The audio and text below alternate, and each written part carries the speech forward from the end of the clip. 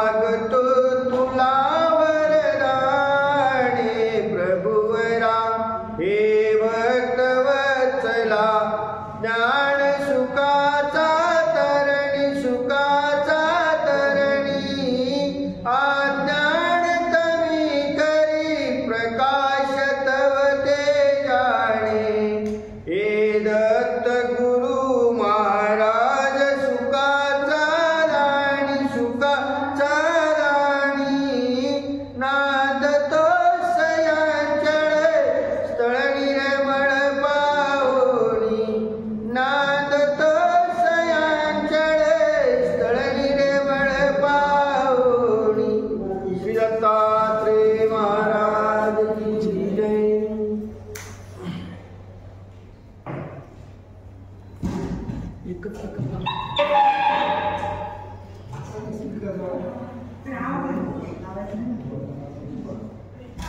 ग्रंथराज सह्याद्री वर्णन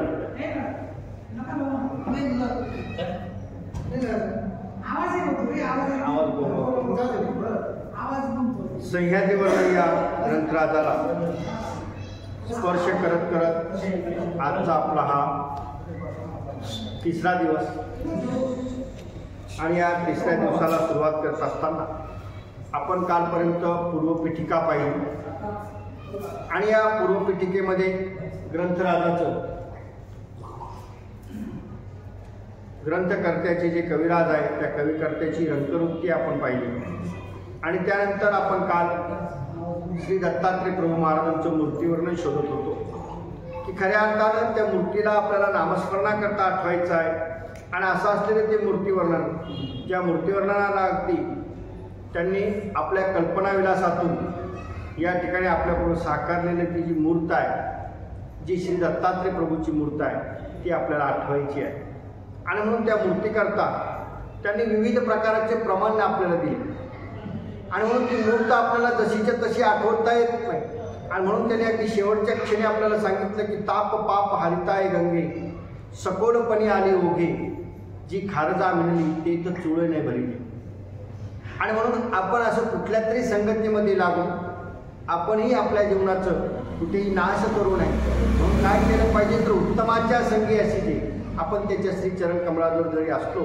तरी सुद्धा खऱ्या अर्थानं आपण त्याची गुणगान करणार आहोत खऱ्या अर्थानं आपण त्याची मूर्ती पाहणार आहोत आणि म्हणून त्या अधिक अशाच पद्धतीनं आपल्याला ती मूर्ती या ठिकाणी समजून सांगत होते की सोनी व सोळ्याचे तळकट रवी प्रभा संचरोणी की जे तिकट तरी हे उपमा तुकमट्ट भाळ स्थळासी त्यांनी काल आपल्याला अंगुष्टापासून श्रीमूर्तीचं ते भाळस्थळापर्यंत नेलं होतं आणि भाळस्थळ सांगत असताना ते सांगतात की सोनी व सोळ्याचे तकट रवी प्रभा संचरुणी की जे तिकट तरी उपमा तुकमट्ट भाळस्थळासी की अगदी तुम्ही सोनी व सळ्याचे म्हणजे सोन्यासारखा जो सोळीवासा असलेला सोन्याचं जर कधी तुम्ही सोडून त्याला तयार केलं आणि तयार करून त्याच्या ठिकाणी संचरून म्हणजे अगदी त्या सोन्याला झळाळ देऊन जरी तुम्ही त्याला रंगवण्याचा प्रयत्न केला चमकवण्याचा प्रयत्न केला तरी सुद्धा ती उपमा त्यांच्या भाळ प्रदेशाला दत्तप्रभूच्या किंवा त्या श्रीमूर्तीच्या भाळ प्रदेशाला कमी पडणारी आहे म्हणजे असं ते लखलखायमान असलेली ती मूर्त आहे मूर्ती देवळाचा कळसू की ब्रह्मरसू होती व तेजसू जेथे कैवल्य किरणा विकसू तो श्रीमुकुट रेखा ज्या श्रीमुकुटाकरता खऱ्या अर्थानं हा देवळाचा कळस आहे आणि तो कळस जसा अगदी लखलखीत झालेला असतो ज्याला सोन्याचं पाणी दिल्यानंतर त्या कळसाच्या ठिकाणी जसे एक लखलखीता येते त्या पद्धतीनं असलेला त्यांचा श्रीमुकुट आहे वाटते पश्चिमे पृष्ठभाग कैसा शेरणनिर्गत्या कुवासा हो काजाभिनव तैसा ब्रह्मरूपे ऐसा तो पुराणा देखा वैसा नमुने ब्रह्मानिका जयाची निवसा एका काळ बहुत जाती जया नाही वर्णाती आश्रम नावे पैतेने गाडीजे जाणीवे ते उत्तर संगे सुवावे रुळीत कंठी तो हा उत्तम श्लोक जगी नाही आणि कुआत्री नंदू एकवान चोणी आणि म्हणून असे श्री दत्तात्रेय महाराज आहेत की अगदी त्या यदुराजाच्या भेटीमध्ये आपल्याला त्या दत्तमूर्तीचं खऱ्या अर्थानं त्या अवधूत रूपाचं दर्शन यदुराजा भेटीमध्ये होणार श्री दत्तात्रेय प्रभू महाराजांनी यदुराजा भेटीमध्ये त्यांनी 24 गुरु केलेले आहेत ते 24 गुरुचं आख्याने आपल्याला त्या ठिकाणी येणार आहे पहा तुम्ही आपण एकच गुरु केला आहे की दत्तात्रेय प्रभूंनी किती गुरु केले 24 मग आपण अजून 2-4 करायला काय हरकत नाही. पण तो खऱ्या अर्थानं ते जे गुरु केलेले होते, हे गुरु केले म्हणजे त्या प्रत्येक गोष्टीतनं एक एक गुण घेतला. त्यांना गुरु केलं नाही. मग ते भ्रमराला गुरु केलेला आहे, पृथ्वीला गुरु केलेला आहे, आकाशाला गुरु केलेला आहे. या प्रत्येक गोष्टीमध्ये असलेला एक एक जो गुण आहे, तो गुण ग्राहकत्व खऱ्या अर्थानं गुरु रूपाने त्यांनी तिथं स्वीकारलेला आहे. की पृथ्वीमध्ये तो संयम आहे, तिच्यावरती कितीही खड्डे खोदले तरी सुद्धा ती तिचा संयम सोडते का? नाही. तुम्ही जास्तीत जास्त खोल खड्डा खोदलं तर ती पाणी देते, पण संयम सोडत. पृथ्वीमध्ये असलेला हा जो एक गुण आहे संयमाचा, तो संयमाचा गुण तिथून घेतला. आकाशामध्ये अलिप्तपणा आहे, तो अलिप्तपणा त्यांनी घेतला. भ्रमरामध्ये गुणग्राहकता आहे, संग्रह करणं आहे, तो त्या अगदी फुलांच्या त्या मकरंदाला शोधत फिरत असतो. त्यातनं मकरंद जमा करून ते मध एकत्र करतो आणि एकत्र केलेल्या मधाला कुणीतरी येतो, त्या पोळीला अगदी खालून जोर दाखवतो, त्याच्यात ती पोळी सगळी फोडून टाकतो आणि त्याच्यातला मध घेऊन जातो. म्हणून त्या मकरंदाने त्याचं काम बंद केलं का? नाही केलं. त्यांनी त्याचं काम चालू. तसं आपण माणसाने प्रत्येक ठिकाणावर एक वेगवेगळा गुण घेतला पाहिजे. अशा गुणग्राह्यतेनं केलेले हे 24 गुरु आहे. आणि म्हणून त्या यदुराजाच्या भेटीमध्ये आपल्याला खऱ्या अर्थानं ती दत्तमूर्ती दिसणार आहे. इथं सुद्धा ते मूर्तीवर्णनामध्ये अगदी त्यांनी अनेक पुराव्याने ती मूर्त आपल्यापुढे साकारण्याचा प्रयत्न केला आहे. पण आपली बुद्धी कशी आहे? आपलं सगळं खंडरूपी ज्ञान आहे. आपल्याला कितीही सांगितलं तरी आपल्या ते डोक्याच्या वरून जाणार आहे. आणि म्हणून ते पूर्णतः डोक्यात आपल्या बसू शकत नाही. आणि अशी असलेली सुवेव साकाव मूर्ती खऱ्या अर्थानं जी पूर्णत्वाला नेण्याकरता त्यांनी अगदी पहिल्या ओळीतच आपल्याला सांगितलं होतं की माझ्याजवळ शब्द शिल्लक नाही आहे. त्या मूर्तीच्या श्रीमुखाला चंद्राला उपमा देण्याकरता चंद्राची उपमा जर देऊ म्हटलं तर चंद्राची उपमा सुद्धा फिक्की पडते आहे. चंद्राला डाग आहे, चंद्राच्या ठिकाणी क्षय आणि वाढणे या गोष्टी आहेत. आणि म्हणून ते मुखचंद्र वादक कधी क्षय होणार नाही, कधी वाढणार नाही, म्हणून चंद्राची उपमा कमी पडते. म्हणजे अशा पद्धतीने माझ्याजवळ त्या मूर्तीला साकारण्याकरता शब्द नाही, हे त्यांनी आपल्याला मूर्तीवर्णनात सांगितलं होतं. ऐशा अवतरुणी सृष्टी राज्य करी सह्याद्री मुगटी उदरी कृपा दृष्टी स्वामी नागार्जुनाचा. आणि म्हणून अशा पद्धतीनं या सृष्टीमध्ये अवतार करून या सह्याद्री पर्वतावरती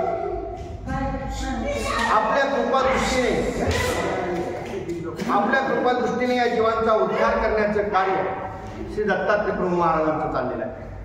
आणि ही घटना आमच्यापर्यंत ज्यांनी पोहोचवली ते कोण आहे? तर स्वामी नागार्जुनाचा सर्वज्ञ चक्रधर महाराजांनी खऱ्या अर्थानं आपल्याला या पंचकृष्णाचं निरूपण केलेलं आहे. आणि म्हणून अशा त्या श्री दत्तात्रय प्रभूंचं मूर्तीवर्णन त्यांनी अगदी आपल्या शब्दातीत भावातून या ठिकाणी व्यक्त केलेलं आहे. आता यानंतर आपल्याला पुन्हा एका भक्ताची भेट या ठिकाणी घडवायची की दत्तात्रय प्रभू महाराजांचं आपण सुरुवातीला काल नाव पाहत असताना पाहिलं की दत्त म्हणजे देणे. तिथं दान देण्याचं खऱ्या अर्थानं दत्तात्रय महाराजांनी ते वेशन स्वीकारलेलं आहे. आत्रेय म्हणजे आत्रेयानुसईचा मुलगा म्हणून त्यांना दत्तात्रय नामाभिधान प्राप्त झालेलं आहे. म्हणून ते दानदातृत्व कसं आहे आणि अरळक नावाचा जो एक राजा आहे त्या राजाला त्यांनी केलेला उपदेश कसा. जो जडा घनीभूता संबंधे मोक्षदाता एका दृष्टी पाहते हरिता मंगळ देत सर्वा. त्या श्री दत्तात्रय प्रभू महाराजांची दृष्टी अशी आहे म्हटले की एका दृष्टीमध्ये ते या जीवाचं अमंगळ असलेलं सगळं अमंगळत्व फेडून मंगळता देत असतात. त्या जीवाला उद्धाराकडे घेऊन जात असतात. ती फक्त एकच दृष्टी, एकच कृपा दृष्टी आपल्याकरता गरजेची आहे. जो नाना वेशधरी सह्याद्री गिरीवरी तो श्री दत्त क्रीडा करी जीवबंधू. की नाना वेशामध्ये दत्तात्रय प्रभू महाराजांनी सह्याद्री पर्वतावरती नाना वेशात दिलेले 12 वेशात त्यांनी भक्तिजनांना दर्शन दिलेलं आहे. अनेक भक्तांना 12 वेशात दिलेला आहे. व्याघ्र वेशात दिलेला आहे, गोंधळीच्या वेशात दिलेला आहे, पारड्याच्या वेशात दिलेला आहे. असे 12 वेश हे पाहतो. आपण चिंतामणी स्तोत्राचं पारायण करतो ना, त्यामध्ये येतं 12 वेशात दर्शन दिलेलं आहे. ही 12 वेश आहे. त्या 12 वेशामध्ये त्यांनी प्रत्येक भक्ताला त्याच्या त्याच्या अधिकारानुसार दर्शन दिलेलं आहे. आणि मग ते ज्या ज्या वेशामध्ये दर्शन दिलं असेल अशी जी नाना वेश आहे हे सर्व वेश किंवा सर्व अवताराची जी नटणं आहे हे कुठं घडलं तर सह्याद्री गिरीवरी. तो जो सह्याद्री पर्वत आहे ज्याची आकार सिंहासारखा आहे. सिंहाचा आकार कसा झळाळ असते सिंहाला नाही का, अशी त्याच्या मानेवरती जी पडलेली तिची जी झळाळ आहे त्या झळाळीप्रमाणे या संपूर्ण सह्याद्री पर्वत आहे. तो श्री दत्त क्रीडा करी जीवबंधू. तो जीवाचा खऱ्या अर्थानं बंधू आहे, अनमित बंधू आहे. तो श्री दत्तात्रय प्रभू महाराज या सह्याद्री पर्वतावरती क्रीडा करत आहेत. आणि त्या क्रीडा करत असताना तापतय क्रीडला बहुजन्मी दग्धला तो आरळको निवाला तेने वाचामृते. दत्तात्रय प्रभू महाराजांच्या मूर्तीचं वर्णन केलं त्यांनी, पण दत्तात्रय प्रभू महाराजांची वाचा सुद्धा कशी आहे? अमृत वर्षिणी वाचा. अगदी त्यांच्या मुखात निघालेल्या त्या शब्दामुळे आरळक राजाचे 3 ताप हारलेले आहेत. किती ताप? 3 ताप. आदभौतिक, आध्यात्मिक आणि आदिदैविक हे 3 ताप तुम्हा आम्हालाही आहे. या 3 तापाला दग्ध झालेला हा राजा आरळक. आता या राजा आरळकाची थोडीशी पूर्वपीठिका पाहिल्याशिवाय आरळक कोण आहे आपल्याला कळणार नाही. तालकेतू नावाचा एक राजा आहे, मदळसा राणी आहे, यांना हे 7 पुत्र झालेले आहेत. या 7 पुत्रामधला 7वा हा राजा आरळक. राणी मदळसेला सुद्धा श्री दत्तात्रय प्रभू महाराजांनी दर्शन दिलं आणि दर्शन दिल्यानंतर तिला तिथं बोध झाला, ज्ञान दिलं आणि या जीवाची आणि ईश्वराची खऱ्या अर्थाने बंध तोडून तिला समजून सांगितल्या गेली. आणि ते समजून सांगितल्यामुळं तिला या प्रपंचाची नश्वरता पटली, या सुखभोगाची, या धनवैभवाची नश्वरता पटली. आणि म्हणून तिने स्वतः दत्तात्रयाला तिने स्वतःही शरण गेली आणि आपल्या 6 मुलाला तिने दत्तात्रय प्रभूच्या चरणी अर्पण केलेलं आहे. पण 7वा जो राजा आरळक होता हा ऐकायलाच तयार. पाहतो आम्ही फिरत असताना आम्हाला सांगितलं तर बाबा हे पोरगं ऐकतच नाही. ते तुमचंच पोरगं आहे, ते तुमचं ऐकत नाही, आमचं कधी ऐकत? म्हणजे माता कशी असली पाहिजे? राणी मदळसेसारखी. राणी मदळसेनं आपल्या मुलावरती संस्कार केलेले आहेत. त्या संस्काराच्या बीजाची गरज आज खऱ्या अर्थानं समाजाला आहे. पहा तुम्ही, आपण आपल्या संस्कृतीपासून अगदी इतके दूर चाललो की आपण आपल्या संस्कृतीच्या जवळ, आपल्या धर्माच्या जवळ, आपल्या देवाच्या जवळ आपण कुठेही नाही आहे. इथं विरोध म्हणून सांगत नाही, परंतु खऱ्या अर्थानं पहा तुम्ही, आता गॅदरिंग सुरू झालेलं आहे. उद्या परवा नाताळ आहे, ख्रिसमसची तयारी चालू झाली. आपण आपल्या पोराला सजून काय करतो आहोत? तो शांताक्रूज बनवण्याची तयारी चालू झाली नाही. काय म्हणतात तर? शांताक्रूज.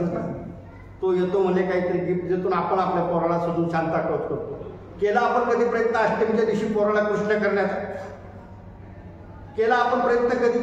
छत्रपती जयंती, बाबा तो शिवाजी सारखा दिसला पाहिजे, शिवाजी सारखा राहायला पाहिजे, केला प्रयत्न? नाही केला.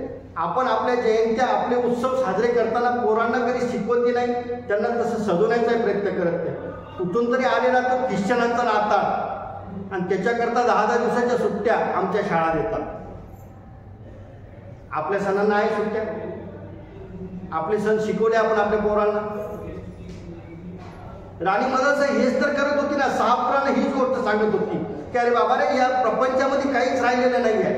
खऱ्या अर्थानं या जीवनाचं कल्याण जर कुठे असेल तर ते श्री दत्तात्रय प्रभू महाराजांच्या चरणाजवळ आहे, परमेश्वराच्या चरणाजवळ आहे. हे जीवन, माणसाला जे भेटलेलं जीवन आहे ना, हा मनुष्य जन्म आहे. हा मनुष्य जन्म तुम्हा आम्हाला भेटण्याकरता 83,09,999 योनी संपाव्या लागल्या. त्यानंतर हा कुठे एक जन्म भेटला आणि भेटलेला हा मनुष्य जन्म, याच्यामध्ये जर आपण आपला उद्धार नाही केला तर मग परत पुनरुपी जननम पुनरुपी मरणम पुनरुपी जननी विषय नाही कोठर. भज गोविंदम भज गोविंदम मड मुटे भज गोविंदम. शंकराचार्यांनी म्हटली ही ओवी आहे की आपण कसं या जन्ममरणाच्या राडगाडग्यात गुंतत चाललेलो आहोत. आपण तर गुंततोच आहोत, आपल्या पोरा बाळांनाही त्यामध्ये गुंतवतो. या ठिकाणी भेटलेला हा जो मनुष्य जन्म, याचं सार्थक जर कुठे असेल तर ते परमेश्वराच्या चरणाला. आणि म्हणून आपण आपलं असलेलं तत्व, आपलं असलेलं धर्मशास्त्र मुलांना शिकवलं पाहिजे. हे राणी मदळसेच्या या कथेत आपल्याला दिसतं. राणी मदळसेने 6 मुलांना दत्तात्रय प्रभूच्या चरणी अर्पण केलं म्हणजे त्यांना संन्यस्त मार्गाकडे प्रवृत्त केलेला आहे. मी नाही म्हणणार तुम्ही तुमच्या मुलाला संन्यासी करा, पण किमान त्यांच्यापर्यंत धर्म तर पोहोचवा. आम्ही ज्या धर्माचे उपासक आहोत, ज्या धर्माने आमच्या पूर्वजांचा उद्धार झाला, आम्ही त्या धर्म स्वीकारल्यामुळे आमचाही उद्धार त्या धर्माने होणार आहे. मग आम्ही आमच्या पोरांपर्यंत धर्म पोहोचवला पाहिजे ना. आम्ही उपदेश द्या म्हटलं की सर आईबाप काय सांगतात, बाबा तो लहान आहे, त्याला लायक होऊ द्या. मग त्याला इतका लायक करतात की तो म्हातारपणी तुम्हालाच नालायक नाही. आणि मग म्हणतो बाबा आता हा ऐकतच नाही. काठी ज्यावेळेस ओढली आहे, लहान आहे, तेव्हाच ती वाचणार. ती ज्यावेळेस वयात आली, या सर्व उपभोगामध्ये या सगळ्या लालसेमध्ये गुंतायला लागल्यानंतर ते तुमच्याकडनं काय कुणाकडनं नाही सुधारणार. म्हणून तुम्ही जर लहानपणी अगदी सकाळी उठले देवपूजा करायला बसले, तुम्ही त्याला जवळ घेऊन बसा. तुम्ही करता तसं तो आपोआप करणार आहे, तिथं काहीच करायची गरज नाही. अनुकरण प्रिय माणूस आहे. तुम्ही जर सकाळी उठून देवपूजा करण्याची सवय तुमची असेल तर मुलाला आपोआप लागणार. तुमची पारायणाची असेल तर तोही तुमच्या हातातली पोथी वाढण्याचा प्रयत्न करणार आहे. मग याच्यात काय, त्याच्यात काय, त्याची जिज्ञासा जागृत होणार. म्हणजे धर्माचे संस्कार केले पाहिजे. आणि हीच गोष्ट राणी मदरसेने तिथं केली. 6 मुलांना तिकडं पाठवलं, पण राजा आरळ ऐकायलाच तयार नाही. आताचं जे अचलपूर आहे, जी अलकावती नगरी, त्या नगरीचा हा राजा आहे. माणसाच्या पायाजवळ सगळी सुखं असली, पैसा असला, धन असलं की माणसाला देवही आठवत नाही, धर्मही आठवत नाही.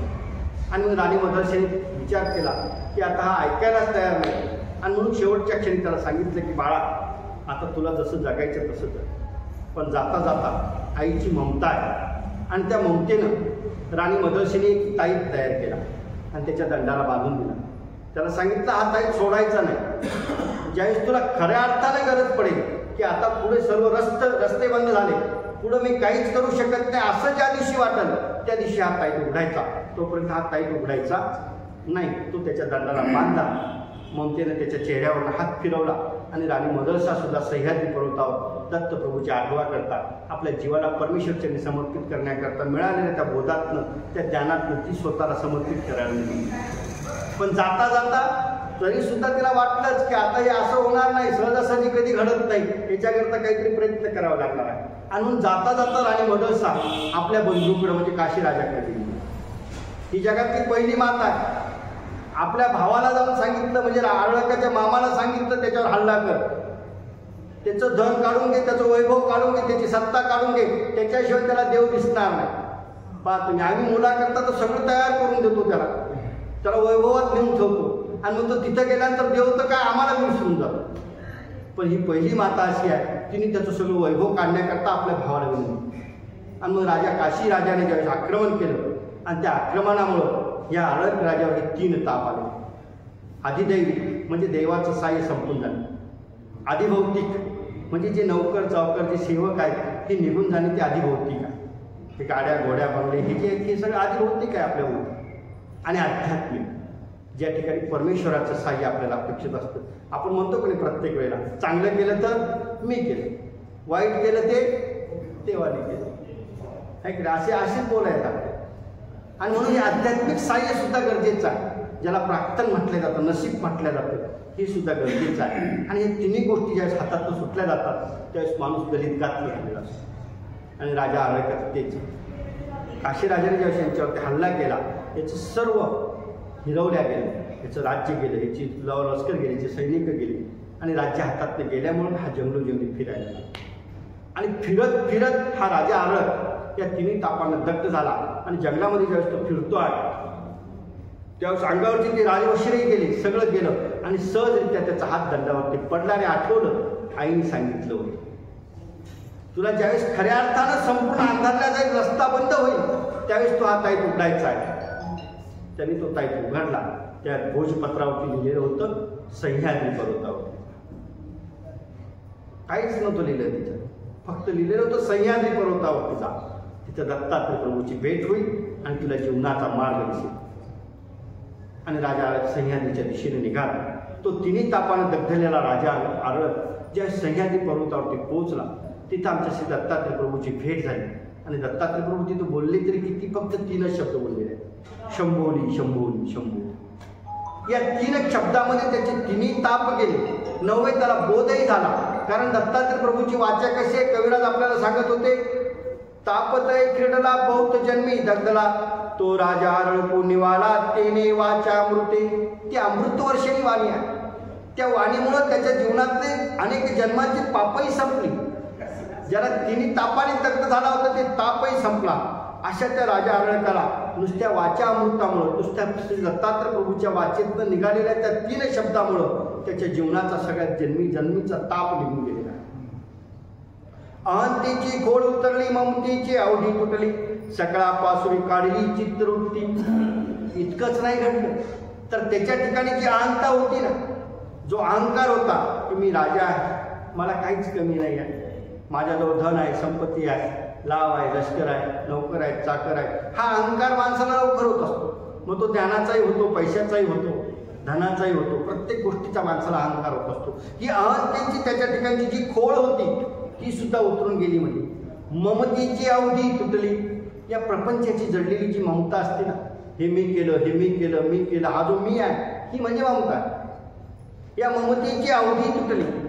सकळापासून काढली चित्तवृत्ती आणि मग त्याने ठरवलं की या जगामध्ये सर्व नश्वर आहे की नाही. आपल्यालाही वाटत होतं 2 वर्षापूर्वी कोरोना आला त्यावेळेस काहीच नाही बाबा, खरं सगळं इथल्या इथंच राहतं, पण तेव्हाच वाटलं. तर ते कोरोना गेला, परत आपण आपल्या कामाला सुरू झालो. तसं राजा आरळकाचं झालं. त्यांनी सांगितलं की सकळापासून काढली चित्तवृत्ती. त्याचं सगळ्या गोष्टीत मन उडालं की नाही, आता जे काही आहे ते ईश्वरच आहे. तो मदळसेचा कुमारो आरळक करू, तो दत्तदेव दीक्षा गुरु उपदेशिला. आणि मग तो जो मदळसेचा कुमार आहे, राणी मदळसेचा, त्या कुमारेला तो राजा जो होता त्याला श्री दत्तात्रय प्रभूंनी त्या ठिकाणी मंत्र देऊन खऱ्या अर्थाने तिथं उपदेश दिलेला आहे. या परधर्माचा त्याच्याजवळ उपदेश आहे. असे असंख्य भक्त आमच्या दत्तात्रय प्रभू महाराजांना भेटले. असंख्य भक्ताचे तापही त्यांनी निवावले. अगदी चालता चालता सहजरित्या त्यांनी ती गोष्ट केलेली आहे. आजही श्री दत्तात्रय प्रभू महाराजांचा अवतार विद्यमान आहे, कारण तो चतुर्युगी अवतार. त्रेतायुगात झाला तर आतापर्यंत 3 युग झाली, त्रेत, द्वापार आणि कली. पण तो त्रेतात नाही तर कृत संपता त्रेत लागता झालेला अवतार. म्हणजे कृत नेमकं संपत आलेला असावं आणि त्रेत लागताय अशा मध्यावधी झालेला अवतार आहे. म्हणून त्याला चतुर्युगी अवतार म्हटलं जातं. म्हणून तो 4 युगामध्ये विद्यमान असलेला उभयदृश्य अवतार श्री दत्तात्रय प्रभू महाराजांचा, की ज्यांच्या दर्शन मात्रेच खऱ्या अर्थाने जीवाला मुक्तीपथाकडे जाता येते. म्हणून तर आपल्याला खऱ्या अर्थाने भक्ती करायची आहे, पण आपली भक्ती तिथपर्यंत पोहोचू शकत नाही. कारण त्या दत्तात्रय महाराजांची भक्ती करण्याकरता खऱ्या अर्थाने तितक्या अधिकाराची जोड असणं गरजेची आहे. आणि आपल्याकडे सोपा आणि दयाळू मायाळू अवतार आल्यावर सुद्धा आपला उद्धार झालेला नाही. चक्रधर महाराजांचं अगदी सोपं काम आहे, दत्तात्रय प्रभू सारखं कडक नाही आहे. पाहतोय, काल आपण नेम पाहत होतो, आणले ते कालचे शत्रू शोधून आणले का, सापडले कुठं? परत एकदा सांगा, पुढच्या वेळेस आले सांगा, शोधा. तुम्ही शोधल्याशिवाय मी सांगणार नाही, कारण तुम्हाला शोधण्याकरता अभ्यासाकरता जागा लागणार आहे. मी सांगितल्यानंतर तुम्ही इथं सांगितलं घरी जाऊन विसरून जासाल. तसं इथं आपल्याला सांगितलेले जे षडरिपू होते, त्या षडरिपूच्या सोबत पंचज्ञानेंद्रिय, पंचकर्मेंद्रिय जर कधी जोडले तरी ते 15च्या पुढे जातात.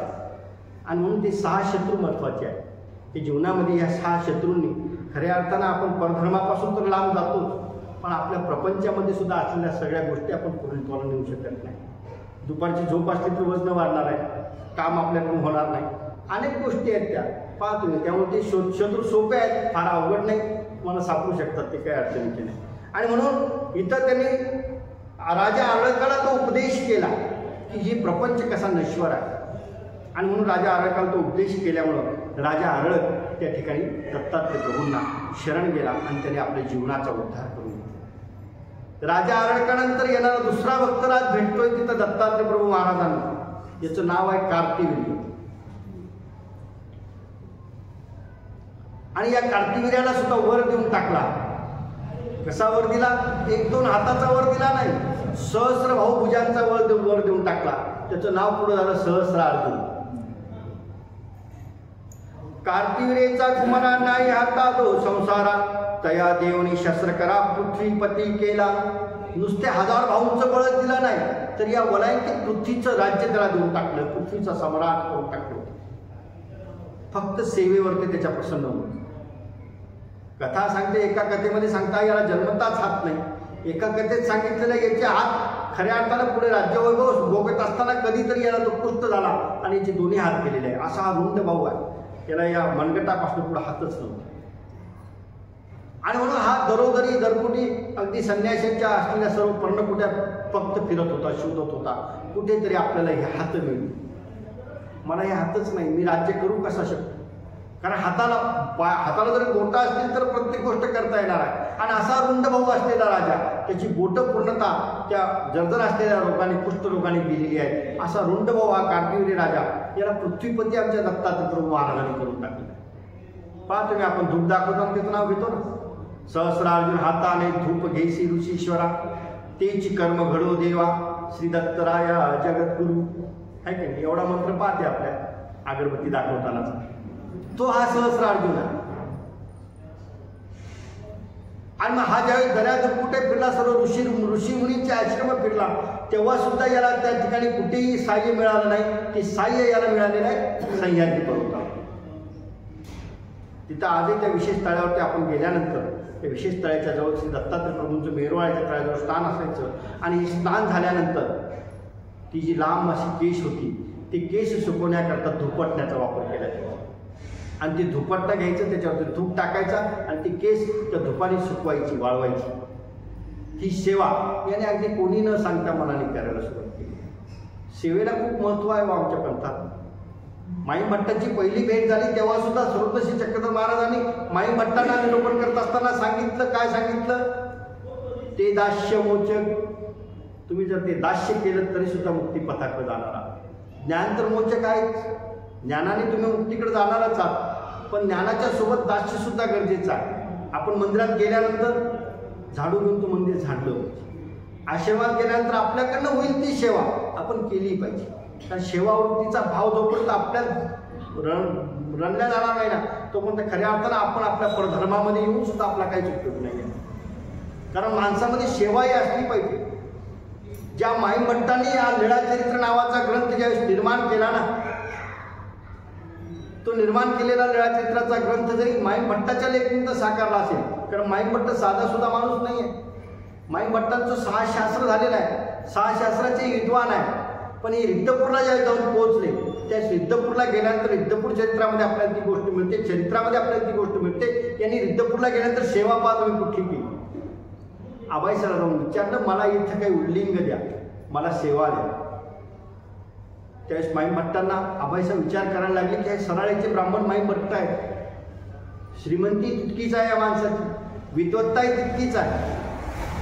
अगदी दिवसा हातामध्ये मसाल आणि पायामध्ये तोडं बांधून फिरणाराही विद्वत्तेचा हा माणूस आहे. याच्या त्या खऱ्या अर्थानं नावलौकिक आबाईसापर्यंत पोहोचलेला आहे. आणि म्हणून आबाईसामध्ये एवढ्या मोठ्या माणसाला काम काय सांगावं, आहे की नाही. आपल्याकडे काही कार्य असलं तर काही मोठी माणसं येतात घरी, बाबा काय असलं तर काम सांगा. आपण एवढ्या मोठ्या माणसाला काम कसं सांगावं? काम सांगण्याकरता आपण त्या माणसाची लेवल पाहतो. आबाईसाचं तेच झालं. आबाईसा विचार करायला लागला की यांना काम कुठलं सांगावं. ते म्हणजे बाबा तुमच्या योग्य काम तर इथं काहीच नाही आहे, इथं सर्व कामं वाटल्या गेली, व्यापार वाटल्या गेलेला आहे. त्यावेळेस माई भट्टांनी तिथं काम शोधलं. कुठलं? आमच्या श्रीप्रभू बाबांचं भानवस करतो, स्वयंपाक करतो. त्या चुलीची राख कोणीच काढत नव्हतं, ते राख काढण्याचं काम माई भट्टांनी केलं. सेवा ही सेवा असते, ती छोटी आहे मोठी आहे यापेक्षा ती तुमच्या तनमन धनाने केल्या गेली पाहिजे. तिथं कार्तिकीय राजाने ती सेवा स्वीकारली. आणि एक दिवस नेमकं श्री दत्तात्रय महाराजांचं स्नान संपलेलं आहे. आणि स्नान संपल्यानंतर ते धुपाटणं शोधण्याची त्याची गडबड चालू झाली. ते धुपाटणं त्याला सापडत नव्हतं. आणि म्हणून त्याने एका हातावरती तो विस्तू टाकून घेतला आणि त्या एका हातावर तो विस्तू टाकला आणि दुसऱ्या हाताने त्याच्यावरती तो तूप टाकून दुसऱ्या एका हाताने तो धूप दाखवायला सुरुवात. आता कुष्ठानं जर्जर झालेला तो रंड हात होता आणि म्हणून ते कातडं थोड्या वेळात जळायला लागलं. करपट असा दुर्गंध सुटला आणि दत्तात्रय प्रभू महाराज बाहेर कृपादृष्टीने पाहून सांगितलं, अरे सांडी सांडी म्हणून. त्या करपट वासाचा वास, धुपाचा वास संपल्यानंतर ज्यावेळी ती कातडी जळायला लागली, त्या कातडीचा वास आल्यामुळे त्या करपट वासावर दत्तात्रय प्रभू म्हणतात, सांडी सांडी माग, तुम्हाला काय पाहिजे ते माग, प्रसन्न झालं. आणि मग त्यांनी ते दोन्ही हात पुढे केले, मला काय पाहिजे, आपण दुसरं काहीच नव्हतं, मी हाताकरताच तो फिरतो आहे. आणि मग देवाने सांगितलं, अरे बाबा तुला 2च हात काय, तुला 1000 बाहूंचं बळ मिळेल. तू हे छोटंसं राज्य काय करतोस, तू पृथ्वीचा प्रजापती होती, सम्राट होती. तुझ्यासारखं बळ, तुझ्यासारखं ऐश्वर्य, तुझ्यासारखी संपदा कुणाजवळच नसेल. आणि मग याला आनंद झाला, आपल्या सेवेचं फळ आपल्याला भेटलं. परंतु थोडा वेळ तो आनंद राहिला. लगेच दत्तात्रय प्रभू महाराजांनी त्याला 3 गोष्टी सांगून टाकल्या, नेम सांगून टाकले, 3 अटी घालून टाकल्या, आहे की नाही. आता आपण वस्तू घेतल्यानंतर खाली स्टार केलेला असतो ना, सर्व अटी सर्व अधिकार सुरक्षित. तसं दत्तात्रय प्रभू महाराजांनी 3 अटी टाकून सर्व अधिकार त्याचे सुरक्षित करून घेतले. 3च अटी टाकल्या, गोहत्या, ब्रह्महत्या आणि स्त्रीहत्या. या 3 गोष्टी कधीच तुझ्या हातात घडल्या नाही. जर नाही घडल्या तर तुझ्या इतका बलशाली, तुझ्या इतका सम्राट, तुझ्या इतका धनवान या पृथ्वी तलावरती कुणीही राहणार. जसं आरळकाचा अहंकार निर्माण झाला होता तसंच पुढे कार्तिवीर्यालाही अहंकार निर्माण होतो, सहस्रार्जुनालाही अहंकार निर्माण होतो. आणि एक दिवस हाच सहस्रार्जुन शिकारी करता ज्यावेळेस जंगलामध्ये जाऊन पोहोचतो त्यावेळेस तिथं माता रेणुकेचा आणि जमदग्नी ऋषींचा आश्रम. आणि हा शिकारी करता जंगलात गेलेला राजा जंगलामध्ये याला तहान लागला आणि म्हणून सोबत असलेली जे सैनिक होती त्यांना पाणी शोधण्याकरता पाठवले. जमदग्नी ऋषी त्या तपाला बसलेले आहेत. माता रेणुका त्या पर्णकुटीमध्ये होत्या. तिथे हे सैनिक जाऊन पोहोचले. त्यांनी सांगितलं, म्हणजे आई, आम्ही राजा सहस्रार्जुनाचे सेवक आहोत. राजा तुमच्या या जंगलामध्ये शिकारी करता आलेला आहे, त्याला तहान लागली, पाणी द्याल. आणि माता रेणुकेने सांगितलं, अतिथी देवो भव आहे की नाही, आमची परंपरा आहे. अतिथी जो घरी येतो तो देवासारखा आहे, त्याला पुजलं पाहिजे. आणि म्हणून माता रेणुकेने त्यांना मळाची चरवी करून दिली, त्यामध्ये पाणी भरून दिलं. ते म्हणजे नुसतं पाणी काय पिता, अगदी खोलगट भाग शोधा, तिथे हे पाणी टाका, तलाव होईल, तुम्ही सर्व स्नान करा, पाणी पिऊन तृप्त व्हा आणि भोजना करता माझ्याकडे. सैनिकाला वाटलं राजाला भोजनाला घेऊन यायचं आहे, छोटीशी पर्णकुटी आहे, झोपडी आहे, या म्हातारीजवळ काय असणार आहे. आणि म्हणून त्यांनी ती चरबी घेतली, खोलगट असा भाग शोधला, तिथं नेऊन ते पाणी टाकलं, अगदी मोठा असा तलाव. राजा तर पाणी पिऊन तृप्त झाला, पण त्या सोबत आलेले सैनिक, लाव लष्कर सगळे पाणी पिऊन तृप्त झाले. सगळ्यांनी स्नान केले. सैनिकांनी तो निरोप राजापर्यंत पोहोचवला, प्रधानापर्यंत पोहोचवला. आणि मग राजाने प्रधानाला सांगितलं, जाऊन शोधा कोण आहे, ऋषीमुनी आहेत, त्यांचं आमंत्रण आलं, कंदमुळं असते, खाऊन त्यांचं थोडंसं प्रसाद घेऊन निघून जाऊ पुढे. आणि म्हणून प्रधान शोधत शोधत ज्यावेळेस त्या जमदग्नी ऋषींच्या त्या पर्णकुटीजवळ येतो त्यावेळेस तिथं अगदी सर्व तयारी झालेली होती. राजाला बसण्याकरता मस्त आसनही टाकलं, एकूण भोजनाचं ताट आलं. आणि भोजनाचं ताट आल्यानंतर राजाला निरोप पाठवला गेला. राजाही आला, भोजनाच्या ताटावरती बसला आणि राजामधला लोभ जागृत झाला. त्यांनी विचार केला, ही छोटीशी पर्णकुटी आहे, ही वयस्कर असलेली एक म्हातारी दिसते आहे, जमदग्नी ऋषीसारखा अगदी जखड असा ब्राह्मण दिसतो आहे, आणि मग इथं तर काहीच नाही आहे. या ताटामध्ये आलेली जी पदार्थ आहेत ती तर मला माझ्या राज्यातही भेटत नाही, कारण ती सहा रसाने भरलेलं शराचं अन्न असतं, त्या अन्नाने ते पूर्ण पक्वानाने भरलेलं ताट त्याच्या पुढं आलं. आणि ते ताटाकडे पाहिले, त्या पदार्थांकडे पाहिले, त्याने विचार केला, मी राजा आहे, मला एक पृथ्वीचं राज्य माझ्याकडे आहे, मी राजा असून सुद्धा मला कधी हे पदार्थ पाहायला भेटले नाही, खायला तर लावच राहिले, आणि ह्या झोपडीत आले कसे. प्रधानाला सूचना केली की शोधा कुठे इथं रांधण होत आहे, कुठे झोपडीमध्ये एवढे पदार्थ आले. आणि प्रधानाने ज्यावेळेस शोधायला सुरुवात केली तर तिथे कामधेनू होती, जी इंद्रानं जमदग्नी ऋषीला दिलेली होती. ती कामधेनूच्या कृपेने त्यांना ते अन्न मिळत राहायचं, अगदी मागेल तेवढं अन्न भेटत राहायचं आणि पाहिजे तसं अन्न मिळत राहायचं. ती कामधेनू तिथं बांधलेली. राजाचा लोभ जागृत झाला. त्यांनी सांगितलं, आहे हे फाटकी तुटकी असलेले संन्यासी, यांना या गाईचं काय काम आहे, गाय तर माझ्यासारख्या राजाला पाहिजे, मी राजा आहे. आणि म्हणून त्यांनी जमदग्नी ऋषीला त्या कामधेनूची गायीची मागणी केली. आता ते इंद्राचं दिलेलं दान होतं, ते असं राजाच्या कोणाच्या दरबारात थोडंच जाणार आहे. जमदग्नी ऋषीने सांगितलं, ही इंद्राने आम्हाला दिलेलं, हे स्वर्गाची आहे कामधेनू, ही कुणाची दारात येणार नाही, ही आव्हानून मंत्राने इथे येते आहे, फक्त आमची सेवा करते आणि निघून जाते. ते सांगितलं, नाही नाही, ही तुमच्या कामाची नाही, मला देऊन टाका. जमदग्नी ऋषीने सांगितलं, आम्ही देऊ शकत, तुम्हाला न्यायची असेल तर घेऊन. कथा सांगते, ज्यावेळेस ते कामधेनू घेण्याकरता बळजबरी तिथं सैनिकांनी करायला सुरुवात केली, त्यावेळेस या गायीने खुरं आपल्याला सुरुवात केली.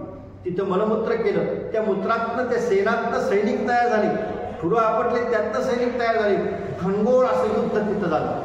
आणि त्या गाईला नेण्याची जबरदस्ती करण्याकरता ज्यावेळेस स्वतः राजा पुढं धरसावला आणि त्यांनी कामधेनूवरती तलवार चालवली आणि ही गोहत्या घडू नये म्हणून जमदग्नी ऋषी मध्ये पडले, तिथं ब्रह्महत्या घडली. पहिला एक अपराध, गाईवरती तलवार चालवली, गोहत्या घडली, दुसराही अपराध. आणि या दोघांना वाचवण्याकरता माता रेणुका मध्ये पडली म्हणून श्री हत्या झाली. तिन्ही अपराध एकाच वेळेला सहस्रार्जुनाचे झाले. पुढं हा सहस्रार्जुन परशुराम भेटीमध्ये आपल्याला ती कथा कळणार आहे. पुढं हा सहस्रार्जुन परशुरामाकडनं हरवल्या गेला आणि याच्या हातातली सर्व सत्ताही गेली, याला मिळालेले सर्व वरही गेली. म्हणून मी तुम्हाला काली सांगत होतो की आपण विधीवरती असलो पाहिजे. आपल्या हातात ना अविधी घडले ना की आपण अविधी तो पुरुष धर्मापासून आपल्याला सुद्धा विधीने अविधीने प्रत्येक गोष्टीने नेमाने सांगितलेल्या आहे. काल आपण ती गोष्ट पाहिली, दत्तात्रय प्रभू महाराजांचे आपण उपासक आहोत, दत्तात्रय प्रभूंची भक्ती आपण करतो आहोत. दत्तात्रय प्रभूंनी त्यांच्या जीवनी चरित्रामध्ये, त्यांच्या लीळा चरित्रामध्ये 4 गोष्टी पक्क्या ठरवून ठेवलेल्या होत्या. काशीचं स्नान कधीच टळलं नाही, आजही चालू आहे. कोल्हापूरची भिक्षा आजही सुरुवात आहे. पंचाळेश्वरचं आत्मतीर्थाचं भोजन आजही आहे. आजही तुम्ही अगदी पंचाळेश्वरला दुपारी 12च्या वेळेला गेलात ना, कोल्हापूर आम्ही जाऊ शकत नाही, काशी आम्ही पोहोचू शकत नाही, पण आत्मतीर्थावरती पंचाळेश्वरला आम्ही जाऊ शकतो. पाच आज 12च्या वेळेला तिथूची प्रसन्नता काही वेगळीच आहे. जेव्हा जेव्हा मी आत्मतीर्थाला गेलो असेल त्यावेळी तिथं 12 वाजेची जी प्रसन्नता आहे ती प्रसन्नता कुठेच नाही. तुम्ही कितीही शिणून भागून गेला असेल, किती थकून गेला असेल, तरी सुद्धा तिथं गेल्यानंतर त्या प्रसन्नतेनं, त्या आनंदानं असं एक भरून येतं माणसाला की खऱ्या अर्थाने इथं आज परमेश्वराचा साक्षात्कार झाल्याशिवाय राहत नाही. म्हणून आजही श्री दत्तात्रय प्रभू महाराजांचं वास्तव्य पंचाळेश्वरला दुपारच्या वेळेला घडत आहे. पुढे ती कथा येणार आहे, आत्मऋषीची कशी विनंती झाली आणि आत्मऋषीच्या विनंतीवरून ते कसे पंचाळेश्वरला जायला लागले, ही कथा पुढे येणार आहे. आणि म्हणून या 4 गोष्टी त्यांच्या जीवनामध्ये पक्क्या होत्या. आत्मतीर्थाचं भोजन आहे, माहूरची निद्रा आहे. माहूरला पाहतो मी, अगदी सायंकाळची ती 10ची सेवा झाल्यानंतर पूर्ण रात्रभर अगदी असा घोघवाट संपूर्ण त्या माहूर परिसरामध्ये नाही, त्या देवदेशी संस्थांमध्ये आपल्याला अनुभवायला मिळतो.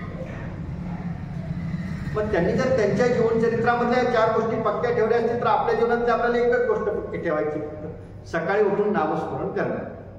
करतो का आपण? नाही करतो. आज 4ला उठलो तर उद्या सकाळी 8ला नाही, आज खूप थकलो, आता नको. म्हणजे आपल्या जीवनामध्ये आपण नेम करून ठेवतो. नेमाला खूप महत्व. इथे याला अटी सांगितलं होत्या, या अटी जर राजा सहस्रार्जुनानं पालन केल्या असत्या तर त्याला हरवणारा पृथ्वी तलावरती कोणीच नसता. कारण श्री दत्तात्रय महाराजांनी दिलेलं वर येतो, ते काही सामान्य देवदेवतांनी दिलेलं वर नव्हतं, पूर्ण परब्रह्म परमेश्वराने दिलेलं वर होतं. आणि म्हणून अशा त्या सहस्रार्जुनाची सुद्धा अगदी आपल्या नेमात भंग झाल्यामुळं त्याचेही हाल झालेले आहेत. तो सप्तदीपी राज्यभोगी सहस्रार्जुन आख्या झाली जरी, तो इंद्र अज्ञान रंगी जयाची देखा. त्या सहस्रार्जुनाची महिमा कविराजीच आपल्याला सांगतात की किती होती. जो सप्तदीपी राज्यभोगी, जो या 7 पातळ्यांचे किंवा 7 समुद्रा पारचं असलेलं राज्य जे आहे संपूर्ण पृथ्वीचं, ते राज्य त्याला भोगायला मिळतं. सहस्रार्जुनाख्या झाली जगी, सहस्र बहुबळांचा तो राजा आहे. तो इंद्र ही आज्ञा नलंगी, अगदी इंद्र सुद्धा त्याला घाबरायचा, त्याची आज्ञा लंघन करत नव्हता, त्याच्या आज्ञेशिवाय कुठले काम करत नव्हता. हाला भिया वायू धावून लाये सूर्या, धाके उर्दवर येतो काज क्षयरोगी.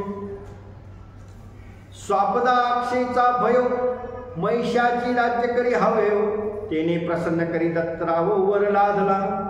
की ज्याला खऱ्या अर्थानं काही शिल्लक राहिलं नव्हतं, ज्याला तो क्षयरोगाने जर्जर झाला होता, ज्याला त्याचा स्वतःचा परिवार तर दूर लोटतच होता, पण त्याला राज्यावरती बसण्याचा अधिकारही शिल्लक ठेवला नव्हता, असा असलेला राजा.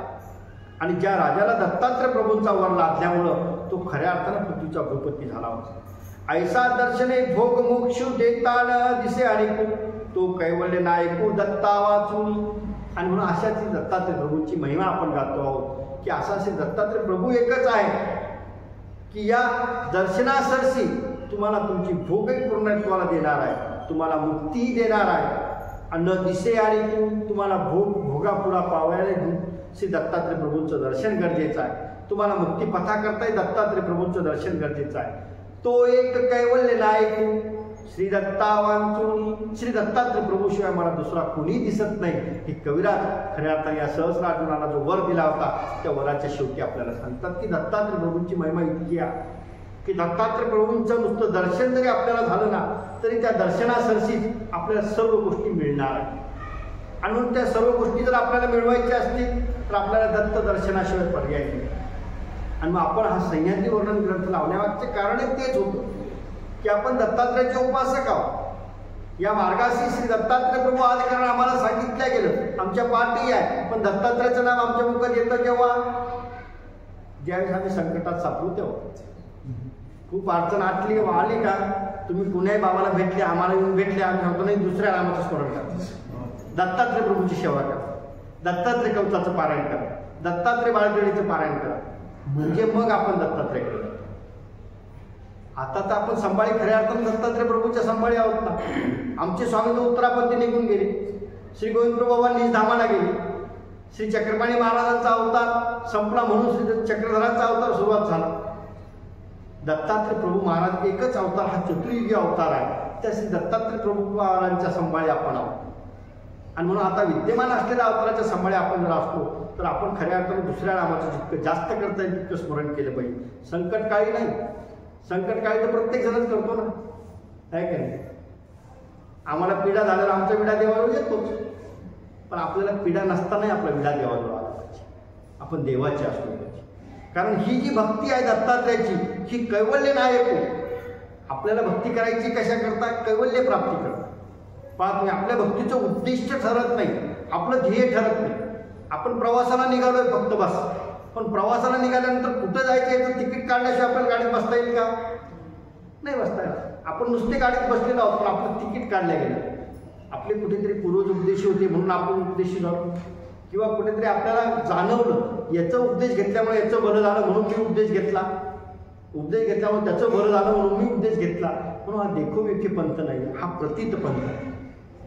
इथं आपल्याला प्रत्येकाला त्या गोष्टीची प्रतीती असली पाहिजे, प्रत्येकाला त्या गोष्टीचा अनुभव घेता आला पाहिजे की त्या नामस्मरणाच्या जर आपण लाखळ्या वाढवल्या, की नामस्मरण वाढवलं तर आपल्याला आनंद आपोआप मिळणार. त्या भक्तिपथामध्ये खऱ्या अर्थानं नामाची दाढाई करताना आपण ती गोष्ट पाहिलेली आहे की नामे अनुसरण, नामाने तुम्ही अनुसरणापर्यंत जाणार. नामे वेद, नामे बोध, नामे अनुसरण, नामे स्मरण, नाम सकळ निरोध परिहारी, नाम साह्याद्य करी, नाम प्राप्ती ते करी. अगदी प्राप्तीपर्यंत जाण्याला कारणीभूत तर नामच आहे. आणि नामासारखा बहुमळ ठेवा आमच्याजवळ आहे, पण आपण त्याचा उपयोग करत नाही. खऱ्या अर्थानं मोक्षाची ती गुरुकिल्ली आहे, मोक्षाची चाबी आहे. पहा तुम्ही, आपण एकच म्हणत असतो बाबा आम्हाला फार काही ज्ञान नाही. फार नाही, तुम्हाला नाही, कुणाला ज्ञान आहे? ज्ञान आपल्याजवळ आहे ना. जीव, देवता, प्रपंच आणि परमेश्वर हे 4 पदार्थ आपल्याला कळाले ना, 5 नाम आपल्याला कळाले ना, आपल्याला ज्ञान आहे. आपल्याला अनेक ज्ञानाची काय गरज आहे? जीव वेगळा आहे, प्रपंच वेगळा आहे, देवता वेगळा आहे, परमेश्वर वेगळा आहे, ही 4 पदार्थ वेगळे आहेत. 5 नामं आपल्याजवळ श्री गुरुच्या मुखातून आलेले आहेत. कारण श्री गुरुजवळ सुद्धा ते परंपरेने चालत आले, परावानीतनं घडून आलेले आहेत. मग हे 5 नामं आमच्याजवळ, आमच्याजवळ अजून काय पाहिजे आम्हाला? त्या 5 नामाच्या जीवावर तर आपण परमेश्वर प्राप्तीपर्यंत जाऊ शकतो ना. आणि म्हणून ती परमेश्वराची प्राप्ती करत असताना, खऱ्या अर्थानं परमेश्वराजवळ आपल्याला जात असताना त्या देवता कशा असतात म्हणून त्या देवतेची व्यावृत्ती त्यांनी पुढे करायला सुरुवात केली. देवता व्यावृत्ती, आणि म्हणून ती देवता कशी आहे? जीव, देवता, प्रपंच आणि परमेश्वर, त्यातली जी देवता आहे त्या देवतेची व्यावृत्ती या ठिकाणी करतात. कारण अन्याची व्यावृत्ती झाल्यावाचून पराची प्रतिष्ठा होणार नाही. अन्य पदार्थाची व्यावृत्ती केल्या वाचून त्याची खऱ्या अर्थानं या ठिकाणी व्यावृत्ती झाल्या वाचून पराची प्रतिष्ठा होऊ शकत नाही. आणि म्हणून त्या देवतांची फळं कशी आहेत, त्या देवता कशा आहेत ते आपल्याला पुढील मोबाईलमध्ये ते आपल्याला सांगतात. चिदाती ब्रह्म हरिहर ब्रह्म तया ऐश्वर्याची गरिमा, ते पडताती महिमा वेद सुट्टी. आणि म्हणून चित ब्रह्म, हरिहर ब्रह्म, हरी म्हणजे विष्णू, हर म्हणजे महादेव, ब्रह्म, तया ऐश्वर्याची गरिमा, ते पडताती महिमा वेद सुट्टी. या 4 वेदामध्ये तुम्हाला ब्रह्म विष्णू महेशाची खऱ्या अर्थानं महिमा कळणार आहे. म्हणजे परिचय चिदादी सकळे, चितिमंत बोलिली फळे, अज्ञान मयाचा गळे बोलिली कैसे. पण ती ब्रह्मा विष्णू महेश जरी असतील ना, ती स्वर्गाधिकाची जी फळं असतील ना, ही च्युतिवंत आहे, संपणारी आहे, नाशवान आहे. तया इंद्रपणाची उटी उतरे सवे जीव लागती माघारे. अगदी तुमच्याजवळच्या पुण्याची पावती जर कधी सरली तर तुम्हाला स्वर्गात नाही वापस येता आला. काल आपण ती जय विजयाची कथा पाहिली. स्वर्गाची द्वारपाल आहे ते, यांना सुद्धा खाली यावं लागलं. माणसाचं तिथे किती पाल आहे. जे विष्णूंच्या वैकुंठीचे द्वारपाल आहेत त्यांना जर शापामुळे मृत्यू लोकात यावं लागत असेल तर आमचा तिथं कुठं पार लागला. आणि म्हणून ही स्वर्गाधिक असलेली जी फळं आहेत, ब्रह्म्यापर्यंतची जी फळं आहेत, ही सगळी चितिमंत आहेत. म्हणजे तरी एका यथार्थ उपनिषदा गीतार्थ श्रीकृष्ण अवतार समर्थू बोलिला फार थैसी. आणि म्हणून ती इथं आपण श्रीकृष्ण अवताराची महिमा सांगतात. आणि म्हणून तुम्हाला जर खऱ्या अर्थानं जर कधी ऐकायचं असेल तरी तो ऐका यथार्थ. या सर्व गोष्टीचा जो यथार्थ आहे, जो अर्थ आहे, तो अर्थ मी तुम्हाला सांगतो. उपनिषेदाचा गीतार्थ श्रीकृष्ण अवतार समर्थू बोलिला फार थैसी. श्रीकृष्ण अवतार हा खऱ्या अर्थानं समर्थ अवतार. श्रीकृष्ण उक्ती गीता ऐका जया ब्रह्मा भोना लोका आणि व्यासोक्ती नाही शंका जय विजय पतने. जय विजयाची कथा त्यांनी पुढे आणलेली आणि म्हणून ते इथं सांगतात की श्रीकृष्ण उक्ती गीता, श्रीकृष्ण भगवंताच्या मुखातनं निघालेली जी भगवद्गीता आहे ना, काल आपण गीता जयंती साजरी केली. ती गीता कशी आहे? श्रीकृष्ण भगवंताच्या मुखारविंदातनं निघालेली आहे. उपनिषदेचा गीतार्थ संपूर्ण उपनिषेदाला धुवून जणू काय तो गीतेचा अर्थ भगवंताने अर्जुनापुढे मांडलेला आहे, अर्जुनाला निमित्त करून मांडलेला आहे. तो श्रीकृष्ण अवतार समर्थ, तो जो श्रीकृष्ण अवतार आहे तो समर्थ बोलिला पार्थीसी. ते श्रीकृष्ण उक्ती गीता ऐका जे ब्रह्मा भोना लोका. त्या गीतेमध्ये सुद्धा अर्थात भगवंताने सांगून टाकले की अब्रह्मा भोना लोका पुनरुत्तीन अर्जुन मामू पेते तू कोणते या पुनर्जन्म नव्हे. की अर्जुना माझं नाम कसं आहे ते असं संपणार नाही आहे. अब्रह्मा भुवना लोका, ब्रह्मलोकाच्या पलीकडे चिदादी असलेली जी माया आहे त्या मायेच्या पलीकडे असलेले जे धाम आहे ते माझं धाम आहे. तिथं तू आल्यानंतर तुला पुन्हा जन्माला येण्याची गरज नाही. आणि ते व्यासोक्ती नाही शंका जय विजय पत्नी. आणि म्हणून स्वर्गासारखं पतिमंत फळ कसं आहे की स्वर्गातनं ते जय विजय खाली आलेले आहेत. त्यांचं आपण काल पाहिले, त्यांचे 3 जन्म झाले. त्यांनी जर सकारात्मक भक्ती केली असती, म्हणजे परमेश्वर मान्य आहे असं जर केलं असतं, सकारात्मक भक्ती केली असती तर 6 जन्मात उद्धार झाला असता. पण त्यांनी नकारात्मक भक्ती केली, ईश्वराचा विरोध केलेला. हिरण्यकश्यप, तिथं विष्णूचा विरोध सुरू झाला. विष्णूच नाही आहे, ते स्वतःला देव मानायचे. हिरण्यकश्यपूची कथा आपल्याला माहिती, प्रल्हादाची कथा. तिथं हिरण्यकश्यपूचा जन्म त्यांना भेटला. दुसरा जन्म त्यांचा झाला रावण कुंभकर्ण. तिथे श्रीरामाचा विरोध केला. सीतेला उचलून नेण्यापर्यंत रावणाला जमत होतं. आणि मग सीतेला उचलून नेल्यानंतर लग्न करणं जमत नव्हतं का? पण रावणासारखा विद्वान कोणीच नाही, रावणासारखा ज्ञाता कोणीच नाही, रावणासारखा ज्योतिषी कोणीच नव्हतं, आणि रावणासारखा भक्तही कोणीच नव्हतं. रावणाच्या नकारात्मक बाजू आपल्याला शिकवल्या गेल्या, सांगितल्या गेल्या, पण रावणाच्या चांगल्या बाजू कोणीच सांगत नाही. मान्य आहे, रावणाने सीता उचलून नेली, वाईट काम केलं, सगळ्यात वाईट काम केलं. पण रावण किती चांगला होता हे तर पहिले पहा. सोपं आहे का? तुम्ही ठरवा बरं, उद्या सकाळी इथं देवाजवळ यायचं, बोट कापून देवाला माझं रक्त अर्पण करायचं. कापता तुम्ही बोट? 10 वेळेला स्वतःची मान कापून पिंडीवरती अर्पण करणारा रावण आहे. त्याला दशानन म्हटलं जातं ना, म्हणजे त्याला इकून 5 तोंड नाही, ती कल्पना आहे. तसं नाही, एक मान गेल्यानंतर दुसरी मान येण्याचं वरदान तिथं आहे. 10 वेळेला स्वतःची मान कापून पिंडीवरती अर्पण केली होती. ही पराकोटीची भक्ती रावणाला, समर्पित भाव रावणाला. पण हा आपल्यापर्यंत आपण शोधतच नाही.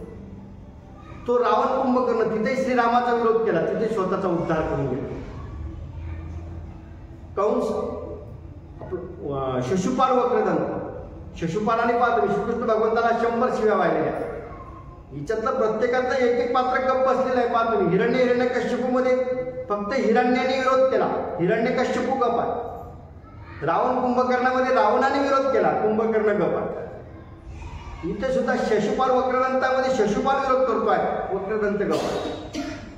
दोघं भाऊ आहे, दोन्ही ठिकाणी भाऊ म्हणून जन्माला आले, 3 जन्माला. पण एकाने विरोध केल्यामुळे दोघांचाही त्या ठिकाणी उद्धार झालेला आहे.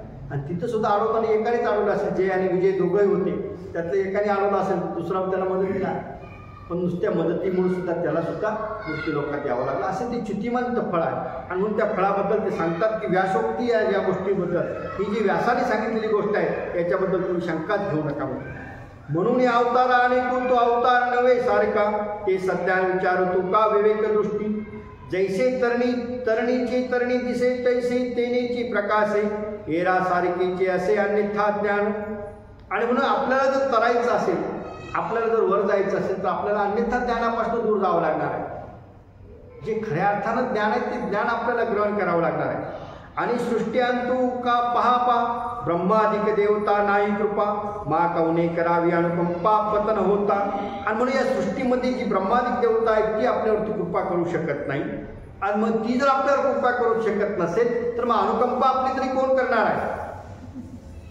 फळभोग सोरलिया जीवा पुनरावृत्ती होय जे देवा ऋणानोपजे ते देवा नाही आपलेपणे जीव सुख फळापासून निघे आणि दुःख फळ जरी आले भोगे तरी तेची भोगावे लागे परवडी भंग नाही आणि थोर सायासी जीव कर्मफळाच्या अवधी फळ जोडावे ते तयाची देवती भोगावे तरी ती काही किजे. आणि म्हणून आपल्या थोर सायासानं जीवाच्या प्रयत्नाला आपण जरी या सगळ्या गोष्टीतून सुटायचं म्हटलं तरी सुटता येणार नाही. पण याकरता सुटायचं जर असेल तर ईश्वराच्या नामाशिवाय पर्याय नाही, ईश्वराला शरण गेल्याशिवाय पर्याय नाही. आणि म्हणून त्या देवतेच्या भोगातनं आपण सुटलो पाहिजे. कारण जर आपण परमेश्वराचे झालो तरच आपण सुटता येणार आहे. अशाच असे दत्तात्रय प्रभूची महिमा ते पुढे सांगतात. तैसा परमेश्वर नव्हे आरचिला तो सकाळी वैभवी आखिला म्हणून मनुष्य वेशे स्वीकारला तो अच्युत देते. तसा परमेश्वराची भक्ती देवतेसारखी नाही आहे. देवता भक्तीमध्ये तुमच्याकडनं थोडा जरी विधी अविधीचं घडला असेल, एखादी गोष्ट चुकीच्या बाजूने सुरुवात झाली असेल तरी तुम्हाला फळ भेटत नाही. पाहतो राजा पंडूची कथा तुमच्या कानावर ऐकवत आहे, भागवतामध्ये ती येऊन जाते.